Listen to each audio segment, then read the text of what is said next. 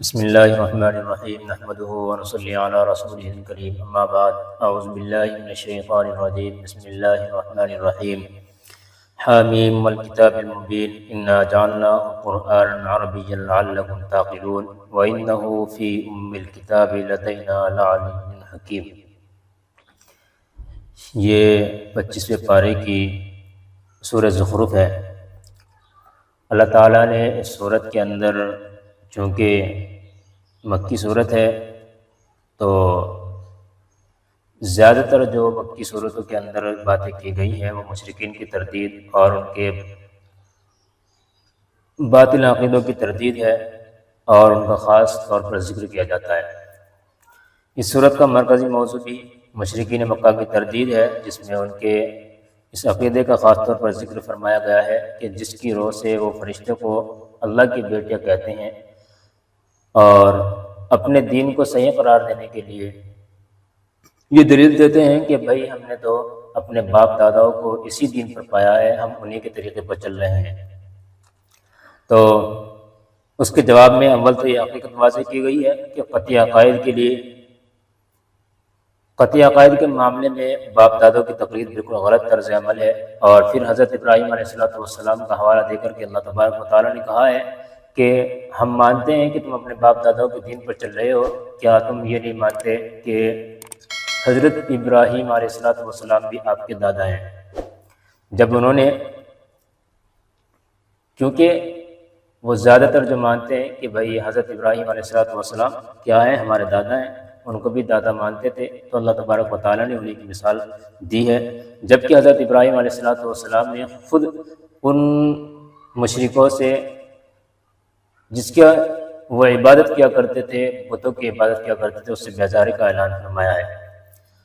اور مشرکین جو آپ صلی اللہ علیہ وسلم پر اعتراض کرتے تھے، اس صورت میں اس کا بھی جواب دیا گیا ہے۔ وہ آپ صلی اللہ علیہ وسلم پر یہ اعتراض کرتے کہ اگر اللہ کو کوئی نبی بھیجنا تھا تو اللہ تبارک و تعالیٰ نے کسی مالدار کو کیوں نبی نہیں بنایا، ان کے اوپر کیوں وحی نازل کی گئی؟ تو اس صورت میں بھی بتایا گیا کہ دنیاوی مال دولت کا انسان کے تقدس اور اللہ تعالیٰ کے تقرب سے کوئی تعلق نہیں ہے۔ اللہ تبارک و تعالیٰ جس کو چاہتا ہے، چاہے وہ مالدار ہو چاہے غریب ہو، اس کو بلند مقام تک پہنچا دیتا ہے، اور اللہ تبارک و تعالیٰ اپنے قریب اس کو پکڑ لیتا ہے۔ پھر یہ بھی فرمایا ہے کہ دنیا میں اللہ تعالیٰ معاشی وسائل کی تقسیم اپنی حکمت کے مطابق کرتا ہے۔ یہ تمام باتیں اس صورت کے اندر بیان کی گئی ہیں، اور پھر اس میں حضرت موسیٰ علیہ السلام اور فرعون کا واقعہ بھی کچھ اختصار کے ساتھ ذکر کیا گیا ہے، کیونکہ فرعون کا بھی حضرت موسیٰ علیہ السلام پر یہی اعتراض تھا کہ یہ وہ دنیاوی مال دولت کے اعتبار سے کوئی بڑی حیثیت نہیں رکھتے، اور ہمارے پاس اتنا مال دولت ہے، لیکن انجام کیا ہوا کہ فرعون اپنے کفر کی وجہ سے غرق ہوا اور حضرت موسیٰ علیہ السلام غالب آ کر رہے۔ نیز اس صورت میں حضرت عیسیٰ علیہ السلام کا بھی مختصر ذکر فرما کر ان کی صحیح حیثیت واضح فرمائی گئی ہے۔ عربی زبان میں سونے کو زخرف کہا جاتا ہے، اسی وجہ سے چونکہ اس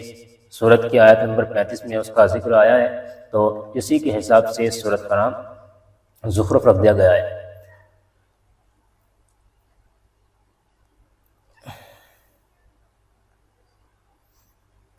اب اتخذ مما يخلق بنات واصفاكم بالبنين واذا بشر احدهم بما ضرب للرحمن مثلا ظل وجهه مسودا وهو كظيم۔ یہ وہ آیت ہے کہ جن کے بارے میں یہ کہتے ہیں کہ بھئی فرشتے اللہ کی بیٹیاں ہیں، اللہ تبارک و تعالیٰ نے یہاں بیان کیا ہے، بھلا کیا اللہ نے اپنی مخلوق میں سے اپنے لیے تو بیٹیاں پسند کی ہیں؟ یعنی اللہ تبارک و تعالیٰ اپنے لیے بیٹیاں بنا رہا ہے، اور واصفاکم بالبنین، اور تمہیں بیٹوں کے لیے منتخب کیا ہے۔ حالانکہ فرشتوں کے بارے میں ہمارا اہل سنت والجماعت کا عقیدہ یہ ہے کہ اللہ تبارک و تعالیٰ کی مخلوق ہے، فرشتوں کے اندر کوئی مذکر اور مؤنث کی کوئی صفت نہیں ہوتی، البتہ ان کو احتراماً ہم مذکر ہی تسلیم کرتے ہیں، کیونکہ مذکر بالمقابل مؤنث کے بہت عقل مند اور طاقتور ہوتا ہے اور اپنی بات کو صحیح طور پر واضح کرنے کی ہمت رکھتا ہے۔ بہرحال یہاں پر بیان کیا ہے وَإِذَا بُشِّرَ أَحَدُهُم بِمَا ضَرَبَ لِلرَّحْمَنِ مَثَلًا ظَلَّ وَجْهُهُ مُسْوَدًّا وَهُوَ كَظِيمٌ۔ حالانکہ ان میں سے کسی کو جب اس بیٹی کی ولادت کی خوشخبری دی جاتی ہے جو اس نے خدائے رحمان کی طرف منسوب کر رکھی ہے، تو اس کا چہرہ سیاہ پڑ جاتا ہے، اور وہ دل ہی دل میں اٹھتا رہتا ہے۔ دوسری جگہ پر بھی اسی طرح کی آیت ہے سورہ نحل کے اندر، وَإِذَا بُشِّرَ أَحَدُهُم بِالْأُنثىٰ ظَلَّ وَجْهُهُ مُسْوَدًّا وَهُوَ كَظِيمٌ يَتَوَارَىٰ مِنَ الْقَوْمِ مِنْ سُوءِ مَا بُشِّرَ بِهِ أَيُمْسِكُهُ عَلَىٰ هُنٍ أَمْ يَدُسُّهُ فِي التُّرَابِ، یعنی جس کے یہاں کوئی بیٹی پیدا ہو جائے تو مشرکین جو تھے وہ چھپتے پھرا کرتے تھے اور چاہتے تھے کہ اگر ہم اس کو زندہ رکھتے ہیں تو ہمیں ذلت کے ساتھ اس کو زندہ رکھنا ہے، اور بعض نے جیسا کہ آتا ہے کہ بھائی وہ اس کو زندہ درگور کر دیا کرتے تھے۔ بہرحال اللہ تبارک و تعالیٰ نے جو یہاں پر یہ ذکر کیا کہ اگر بالفرض مان بھی لو کہ اللہ تبارک و تعالیٰ کے لیے اولاد ہے، تو اللہ تبارک و تعالیٰ کم عقل کو اور کمزور ذات کو ہی، کمزور نفس کو ہی کیوں اپنی اولاد بنائے گا؟ وہ تو لڑکوں کو بنا سکتا ہے۔ حالانکہ عقیدہ یہ نہیں ہے، عقیدہ یہ ہے کہ اللہ تبارک و تعالیٰ کا جز ہے ہی نہیں ہے، کیونکہ اس کے لیے جز ہونا ضروری ہوتا ہے، اور جس کے لیے جز ہو وہ حادث ہوتا ہے۔ بہرحال یہ بحث ایک الگ چھڑ جائے گی۔ یہاں پر جو بیان کیا گیا ہے وَإِذَا بُشِّرَ أَحَدُهُم بِمَا ضَرَبَ لِلرَّحْمَٰنِ مَثَلًا ظَلَّ وَجْهُهُ مُسْوَدًّا وَهُوَ كَظِيمٌ أَوَمَن يُنَشَّأُ فِي الْحِلْيَةِ وَهُوَ فِي الْخِصَامِ غَيْرُ مُبِينٍ، اور کیا اللہ نے ایسی اولاد پسند کی ہے جو زیوروں میں پالی پوسی جاتی ہے اور جو بحث مباحث میں اپنی بات کھل کر بھی نہیں کہہ سکتی۔ یعنی اللہ تعالیٰ عورت کی کمزوری کو بیان کر رہا ہے کہ بھائی عورتوں کے اندر تو خود بیچاری کی تانش پائی جاتی ہے، وہ خود کمزور ہوتی ہے، نہ اپنی بات کو صحیح طور پر واضح کرنے کی صلاحیت رکھتی ہے، اور وہ خود عیش عشرت کے لیے جو زیورات کے اندر پلی پوسی ہوتی ہے، تو اس کے اندر کہاں سے اتنی عقل آ گئی ہے کہ اس اللہ تبارک و تعالیٰ اس کو اپنی اولاد بنائے اور اللہ تبارک و تعالیٰ اس کو اپنے لیے بیٹے بنا لے۔ بہرحال ایسا نہیں ہے کہ اللہ تبارک و تعالیٰ نے ان کو بنا رکھا ہے، ان کے عقیدوں کو باطل عقیدوں کو اللہ تبارک و تعالیٰ رد فرما رہے ہیں اور بیان کر رہے ہیں۔ وَجَعَلُوا الْمَلَائِكَةَ الَّذِينَ هُمْ عِبَادُ الرَّحْمَٰنِ إِنَاثًا، اس کے علاوہ انہوں نے فرشتوں کو جو خدائے رحمان کے بندے ہیں مؤنث بنا دیا ہے۔ أَشَهِدُوا خَلْقَهُمْ سَتُكْتَبُ شَهَادَتُهُمْ وَيُسْأَلُونَ، اللہ تعالیٰ کہتے ہیں کیا یہ لوگ ان کی تخلیق کے وقت موجود تھے؟ ان کا یہ دعویٰ لکھ لیا جائے اور ان سے باز پرس ہوگی۔ اللہ تبارک و تعالیٰ سوال کر رہے ہیں کیا یہ تھے؟ أَشَهِدُوا خَلْقَهُمْ سَتُكْتَبُ شَهَادَتُهُمْ وَيُسْأَلُونَ، کیا یہ اس وقت موجود تھے جب ان کو پیدا کیا جا رہا تھا کہ ان کے دعوے کو لکھ لیا جائے اور ان سے سوال کیا جائے گا، ان سے پوچھا جائے گا کہ انہوں نے کس طرح کے اوپر یہ بات کہی ہے، کیا ان کے پاس دلیل تھی؟ وَقَالُوا لَوْ شَاءَ الرَّحْمَٰنُ مَا عَبَدْنَاهُمْ مَا لَهُم بِذَٰلِكَ مِنْ عِلْمٍ إِنْ هُمْ إِلَّا يَخْرُصُونَ، اور یہ کہتے ہیں کہ اگر خدا رحمان چاہتا تو ہم ان فرشتوں کی عبادت نہ کرتے۔ ان کو اس بات کی حقیقت کا ذرا بھی علم نہیں ہے اور ان کا کام اس کے سوا کچھ نہیں کہ اندازوں کے تیر چلاتے ہیں، یعنی بس اٹکل بچوں باتیں کرتے ہیں، ان کو کچھ پتہ ہی نہیں ہے کہ اللہ تبارک و تعالیٰ نے کیوں ان کو بنایا ہے، کیا سے بنایا ہے، اور اللہ تبارک و تعالیٰ کہاں کہاں نبوت کو تقسیم کرتا ہے۔ آگے بیان کیا جا رہا ہے ام آتیناہم کتابا من قبلہ فہم بہ مستمسکون، بھلا کیا ہم نے انہیں اس سے پہلے کوئی کتاب دی تھی جس سے یہ تھامے بیٹھے ہیں؟ یعنی ان کے پاس ایسی کوئی کتاب ہے؟ انسان کا دلائل کے لیے یہی ضروری ہے کہ یا تو وہ خود حاضر ہو یا اس کے پاس کسی نے لکھ کر کے بھیج دیا ہو، تو کیا اللہ تبارک و تعالیٰ کہہ رہے ہیں کہ ان کے پاس کچھ ہے؟ نہیں، کچھ نہیں ہے۔ پھر کیا کہتے ہیں؟ بل قالوا انا وجدنا آباءنا علی امۃ وانا علی آثارہم مہتدون، نہیں بلکہ ان کا کہنا یہ ہے کہ ہم نے اپنے باپ دادوں کو ایک طریقے پر پایا ہے، یعنی ہم نے اسی طریقے پر اپنے باپ دادوں کو پایا ہے اور ہم انہی کے نقش قدم پر چل رہے ہیں، انہی کے نقش قدم کے مطابق ٹھیک راستے پر جا رہے ہیں، یعنی اپنا آپ کو ٹھیک بھی مان رہے ہیں اور اپنے باپ دادوں کے نقش قدم پر بھی چل رہے ہیں۔ یہاں ایک بات واضح کر دی جائے کہ اگر والدین کسی غلط راستے پر جس میں اللہ تبارک و تعالیٰ کی خلاف ورزی ہو رہی ہو، اگر وہ اس پر چل رہے ہیں تو اس کام کو کرنا جائز اور درست نہیں ہے، یہ بالکل حرام ہے، آ چکا ہے۔ لا طاعۃ لمخلوق فی معصیۃ الخالق، اب چاہے یہاں پر کوئی بھی ہو، خالق کی جہاں نافرمانی ہوگی وہاں مخلوق کی اطاعت بالکل نہیں کی جائے گی۔ اس وجہ سے اب کسی کا یہ کہہ دینا، ہمارے یہاں بھی اس طرح کے عقائد لیے بیٹھے ہیں لوگ کہ بھائی ہم تو پہلے سے کرتے آ رہے ہیں، اسی طریقے پر بدعتی جو لوگ ہیں جو کرتے ہیں بدعت کو اور یہ سمجھ کے کرتے ہیں کہ ہم اس پر کیا ہے اچھا کام کر رہے ہیں، ہم نیک کام کر رہے ہیں، آگے آ رہا ہے کہ ان کے ساتھ کیا ہوتا ہے، کس طریقے پر وہ اپنے کام کو نیک سمجھ بیٹھتے ہیں۔ بل قالوا انا وجدنا آباءنا على امة وانا على آثارهم مهتدون وكذلك ما ارسلنا من قبلك في قرية من نذير الا قال مترفوها انا وجدنا آباءنا على امة وانا على آثارهم مهتدون وانا على آثارهم مقتدون۔ یہاں پر اسی آیت کے اندر اور اے پیغمبر ہم نے تم سے پہلے جب بھی کسی بستی میں کوئی خبردار کرنے والا بھیجا تو وہاں کے دولت مند لوگوں نے یہی کہا کہ ہم نے اپنے باپ دادوں کو ایک تجربے پر پایا ہے۔ اللہ تعالیٰ نے آپ صلی اللہ علیہ وسلم کو تسلی دی ہے اور بتلایا ہے کہ یہ سب اسی طرح کرتے ہیں اور ان کا کام یہی ہے، یہ گویا کہ جھٹلانے کے لیے یہی کہتے ہیں کہ ہم نے اپنے باپ دادوں کو اسی پر پایا تو اسی پر رہیں گے۔ وَإِنَّا عَلَىٰ آثَارِهِم مُقْتَدُونَ، اور ہم انہی کے نقش قدم کے پیچھے چل رہے ہیں۔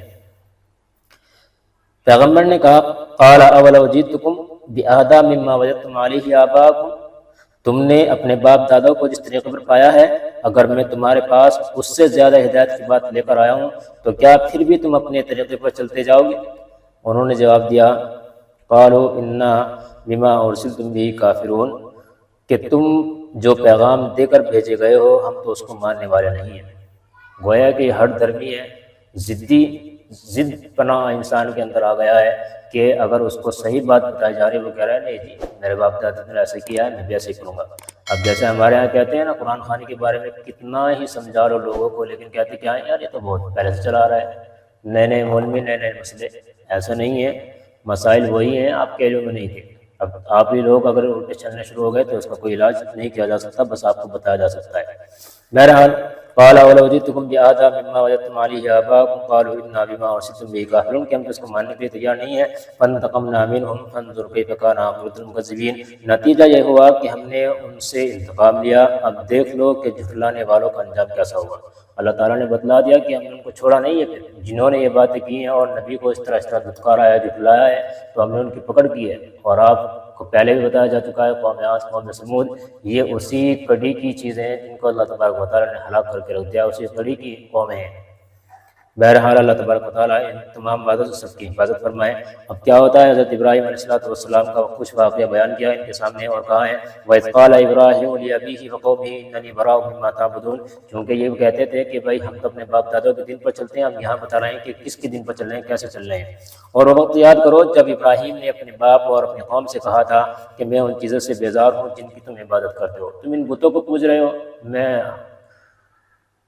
تو چھوڑ کر کے چلا گئے۔ حضرت ابراہیم علیہ السلام انہوں نے کہا میں اس کی عبادت نہیں کرنے والا، الا الذی فطرنی فانہ سیہدین، سوائے اس ذات کے جس نے مجھے پیدا کیا ہے۔ حضرت ابراہیم علیہ السلام نے صاف بالکل منع کر دیا، انکار کر دیا کہ نہیں بھائی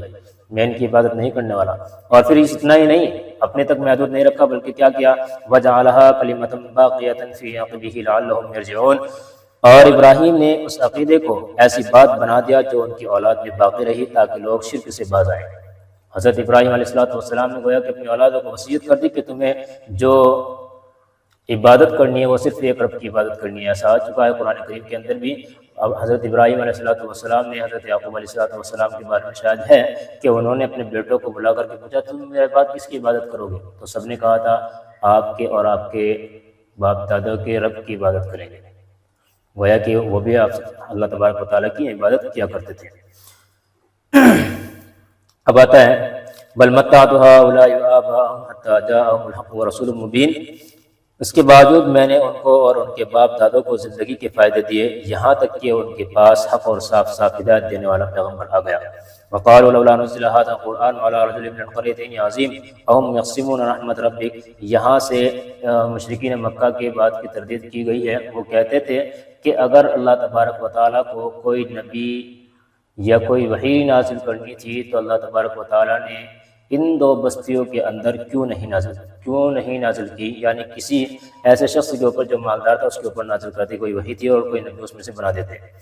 مفسرین نے لکھا ہے کہ ان دو بستیوں سے مراد یہاں مکہ مکرمہ اور طائف کے شہر ہیں، چونکہ اس علاقے میں یہی دو بڑے شہر تھے، اس لیے مشرکین نے کہا کہ ان دو شہروں کے دولت مند سرداروں پر قرآن نازل ہونا چاہیے تھا۔ یہ ایک یتیم کے بیٹے کے اوپر قرآن کریم نازل ہو رہا ہے اور اس کو نبی بنایا گیا ہے، وہ گویا کہ ہمارے حق میں ناانصافی ہے۔ بہرحال جب یہ بات انہوں نے کہی ہے تو اللہ تعالیٰ نے اس کا جواب دیا اور کہا ہے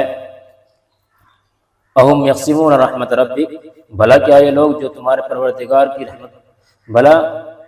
اہم یقسمون رحمت ربک، بھلا کیا یہ لوگ ہیں جو تمہارے پروردگار کی رحمت تقسیم کریں گے، یعنی ان کو کس نے حق دے دیا ہے؟ آگے اللہ نے بیان کیا ہے نحن قسمنا بینہم معیشتہم فی الحیات الدنیا، یہ تو بہت بڑی چیز ہے، رحمت ربی اور رحمت سے یہاں مراد نبوت ہے، یہ تو بہت بڑی چیز ہے۔ نحن قسمنا بینہم معیشتہم فی الحیات الدنیا ورفعنا بعضهم فوق بعض درجات لیتخذ بعضهم بعضا سخریا، دنیاوی زندگی میں ان کی روزی کے ذرائع بھی ہم نے ہی ان کے درمیان تقسیم کر رکھے ہیں، یعنی اس کی بھی حال نہیں ہے کہ ان کو ہم دنیاوی زندگی کے اعتبار سے رزق عطا کر رزق دے دیتے کہ بھائی تم تقسیم کر دو اور تم اس کو بانٹ لو جس طریقے پر چاہو، تو اللہ تعالیٰ نے کہا یہ اس کی بھی حال نہیں ہے، نبوت تو بہت دور کی چیز ہے کہ کس طرح تقسیم اس کو کر سکتے ہیں۔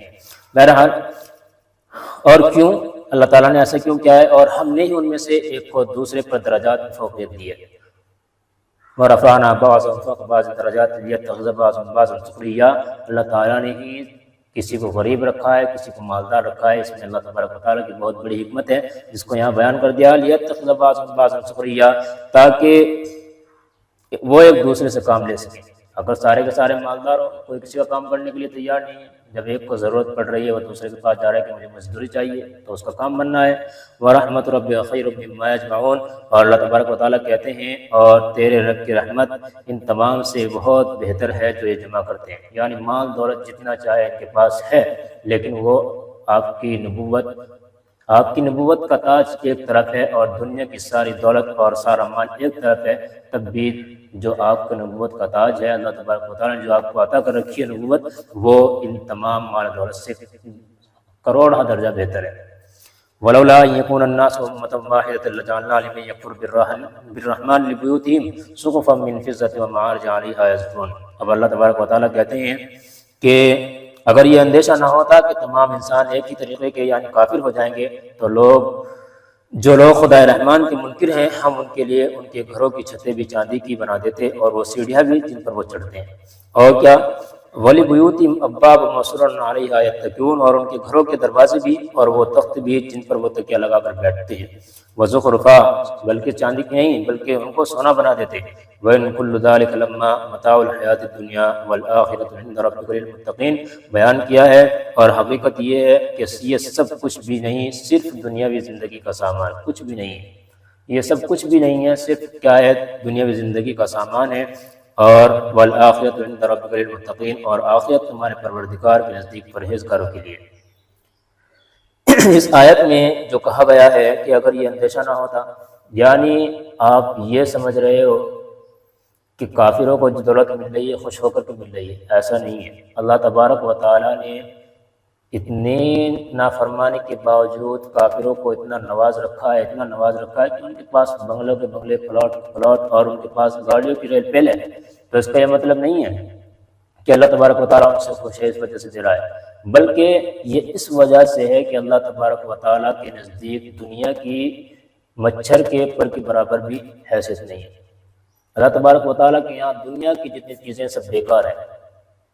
یہ صرف دنیاوی زندگی کا تھوڑا سا سامان ہے جو انسان کے لیے رکھ دیا گیا کہ بھائی ضرورت پوری کرو اور ختم کرو بس۔ حقیقت اور اصل اہمیت جو اللہ تبارک و تعالیٰ کے یہاں ہے وہ اس کی ہے، جو اللہ تبارک و تعالیٰ سے قرب حاصل کرتا ہے اور اللہ تبارک و تعالیٰ کا تقرب جس کو حاصل ہو جائے، یہ چیز اصل چیز ہے۔ اللہ تعالیٰ کہتے ہیں کہ اگر ہم چاہتے، اگر ہمیں یہ اندیشہ نہ ہوتا کہ سارے کے سارے کافر ہو جائیں گے، یعنی لوگ یہ سوچنا شروع کر دیں کہ بھائی اس کے پاس اتنا مال ہے کافروں کو، تو ہم کافروں کے گھروں کو اور ان کے دروازوں کو، ان کی چارپائیوں کو چاندی کا نہیں بلکہ سونے کا بنا دیتے، اور ان کی جو جس پر وہ چلتے ہیں، ان کی سیڑھیاں، جو ان کے زینے ہیں، سب کو ہم کیا بنا دیتے، ہم اس کو سونے کا بنا دیتے اگر ہمیں یہ اندیشہ نہ ہوتا۔ لیکن اندیشہ یہ تھا کہ اگر ایسا کر دیا تو سارے کے سارے کافر ہو جائیں گے۔ اللہ تبارک و تعالیٰ نے ایک الگ سا نظام بنا کر کے رکھا ہے کہ بھائی ساروں کو کافر بھی نہیں ہونے دینا، یہ صرف امتحان ہے۔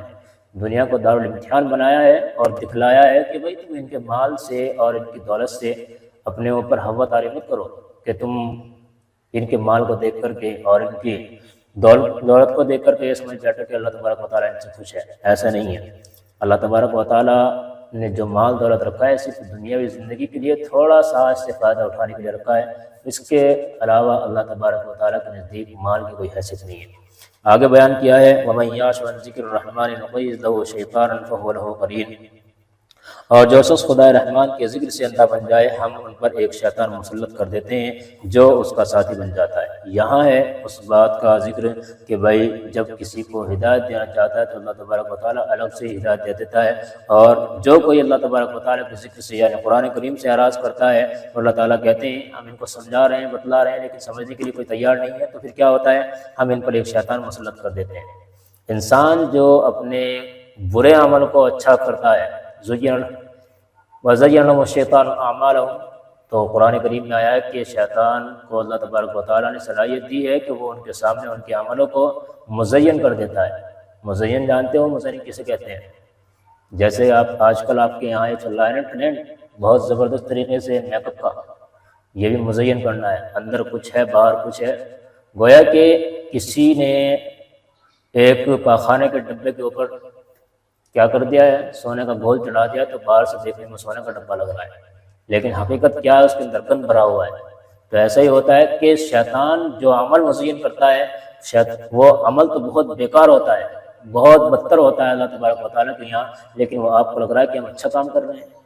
اور کیا ہوتا ہے پھر، کیا ہوتا ہے، وَإِنَّهُمْ لَيَصُدُّونَهُمْ عَنِ السَّبِيلِ وَيَحْسَبُونَ أَنَّهُمْ مُهْتَدُونَ، ایسے شیاطین ان کو راستے سے روکتے ہیں رہتے ہیں اور وہ سمجھتے ہیں کہ ہم ٹھیک راستے پر ہیں۔ انسان کر رہا ہے يَحْسَبُونَ أَنَّهُمْ مُهْتَدُونَ کہ ہم ٹھیک راستے پر ہیں، ہم ہدایت پر ہیں۔ حَتَّى إِذَا جَاءَنَا قَالَ يَا لَيْتَ بَيْنِي وَبَيْنَكَ بُعْدَ الْمَشْرِقَيْنِ فَبِئْسَ الْقَرِينُ، اور بیان کرتے ہیں یہاں تک کہ جب ایسا شخص ہمارے پاس آئے گا تو اپنے شیطان ساتھی سے کہے گا کاش میرے اور تیرے درمیان مشرق و مغرب کا فاصلہ ہوتا، کیونکہ تو بہت برا ساتھی ہے۔ وہاں چل کر کے پتہ چلے گا، جب انسان کو موت آ جائے گی اور اللہ تبارک و تعالیٰ کے سامنے پیشی ہوگی، اس وقت پتہ چلے گا کہ یار تو کہاں پڑا ہوا تھا، تو نے کس کو ساتھی بنایا تھا، شیطان نے تجھے کس طرح بہکایا ہے اور پھسلایا ہے۔ تو شیطان کو کہے گا قال یا لیت بینی و بینک بعد المشرقین فبئس القرین، کہ کاش میرے اور تیرے درمیان مشرق و مغرب کا فاصلہ ہوتا، کہ تو بہت برا ساتھی ہے، بہت بیکار دوست ہے۔ اب وہاں ایسا افسوس کرنے سے کچھ نہیں ہوگا۔ اللہ تعالیٰ نے تو انسان کو عقل دی ہے، اسی کی بیس پر اللہ تبارک و تعالیٰ جو انسان سے سوال اور جواب کرے گا اور جو جنت اور جہنم میں ڈالا جائے گا وہ اسی کی بیس پر ڈالا جائے گا۔ یہ نہیں ہے کہ اللہ تبارک و تعالیٰ نے کچھ سمجھ نہیں دی ہے، انسان سمجھتا ہے، لیکن جب اس کے اوپر زیادہ شیطان مسلط ہو جاتا ہے تو وہ اچھی چیز کا بھی انکار کر بیٹھتا ہے۔ اللہ تعالیٰ ہمیں سمجھ کے عمل کی توفیق نصیب فرمائے اور ہمیں اپنے عقائد کو درست کرنے کی اور نیک عمل کو سنت کے مطابق کرنے کی توفیق نصیب فرمائے۔ جو نیک عمل آپ صلی اللہ علیہ وسلم آپ کے صحابہ کرام سے ثابت ہے ان کو کرنے کی توفیق نصیب فرمائے۔ آخر دعوانا الحمدللہ رب العالمین۔